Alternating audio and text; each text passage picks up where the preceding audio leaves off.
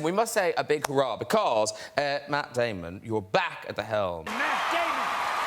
Yeah! Matt Damon blasts back onto the big screen. Oscar winner Matt Damon. Matt Damon has finally snapped. Matt Damon. Matt Damon. Matt Damon.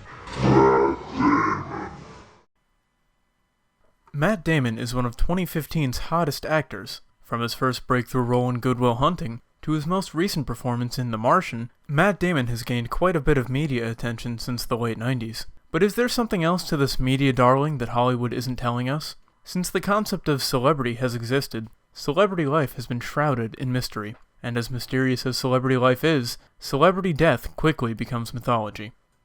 On October 14th, 2015, rumors of Matt Damon's death spread across the internet. The report appeared to originate from a Facebook page titled R.I.P. Matt Damon, which had accumulated over 1 million likes once it shared Damon's obituary. Previously, in September of 2009, another rumor of the actor's death circulated, this time pinning the death on the treacherous Palos Verdes Mountains. Before that, in October 2008, TMZ reported that Damon may have died in the desert during a treasure hunting expedition for lost gold. In each case, Damon was quick to issue a statement refuting the claims, attributing them to social media fabrications. But who would be more interested in keeping Matt Damon's death under wraps than Matt Damon himself?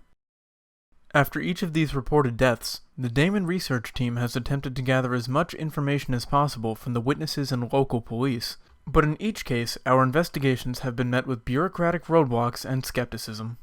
Half an hour after the reports were filed, the bodies were reported as missing, and the investigations were closed before they were even started. Why were the police so quick to stop investigating this man's death? And who is the man in this photo taken at the scene? In late September, NASA announced that its Mars Reconnaissance Orbiter had found evidence of liquid water on Mars's surface. While this was seen as a massive breakthrough, classified photos from the satellite show a different story. The photos released to the public seem to show streaks formed by flowing water, but the original uncropped photo obtained by the Damon research team shows a small structure beside these streaks. Using advanced photo enhancement techniques, we have determined that this structure is actually a Nalgene bottle, inscribed with the initials MD. In another photo, a small car, likely a Toyota Prius, can be seen within one of the craters. Did Matt Damon take a joyride along Olympus Mons? How did he drive back if he left his car in a crater? Wouldn't he become thirsty enough to realize that his water bottle was missing? But The Martian isn't the only film that implicates Matt Damon in something much larger than Hollywood drama. Christopher Nolan's popular found footage film, Interstellar, tells the story of Matthew McConaughey's quest for dust, but the real story lies behind the scenes.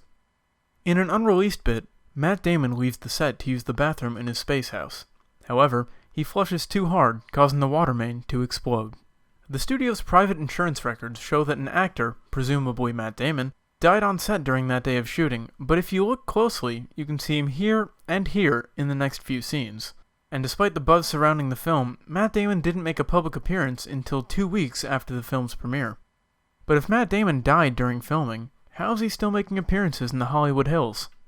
Just a few days ago, the Damon research team uncovered classified documents detailing what is now known as the Damon Project. Matt Damon was born in 1970, roughly a year after the first lunar landing. But born is a little less than accurate.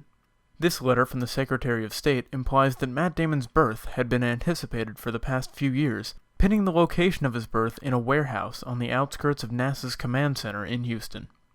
Why would the Secretary of State be discussing the birth of a Hollywood star? And to what extent is NASA involved? The evidence is damning. Recently decrypted communications from NASA indicated that we needed a backup plan in case the Russians attempted to colonize the moon.